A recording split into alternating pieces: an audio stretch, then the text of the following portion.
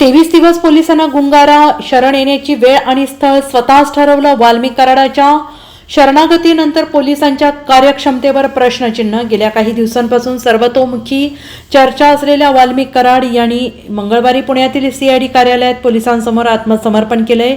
बीडच्या केज तालुक्यातील मस्साजोग गावचे सरपंच संतोष देशमुख यांची 9 डिसेंबरला निर्घुण पद्धतीने हत्या करण्यात आली होती आणि ही हत्या वाल्मिक कराड यांच्या सांगण्यावरून झाली असा आरोप केला जात आहे. त्यामुळे गेल्या काही दिवसांपासून बीड पोलीस आणि सीआयडीची पथके वाल्मिक कराड यांच्या मागावर होती. मात्र वाल्मिक कराड यांनी तब्बल 23 दिवस पोलिसांना सहजपणे गुंगारा दिला. काही वेळापूर्वी ते स्वतःहून पुण्यातील सीआयडी कार्यालयात हजर झाले. त्यामुळे वाल्मिक कराड यांचा शोध संपला असला तरी या निमित्ताने एक प्रश्न नव्यानं उपस्थित झाला आहे. सुरुवातीला बीड पोलीस त्यानंतर सीआयडीच्या 9 पथकांमधील 150 कर्मचारी रात्रंदिवस काम करत असूनही त्यांना वाल्मिक कराड याचा शोध लागला नव्हता. अखेर वाल्मिक कराड यांनी शरण येण्यासाठीची वेळ आणि स्थळ स्वतः ठरवलं. त्यांनी आत्मसमर्पण केलं.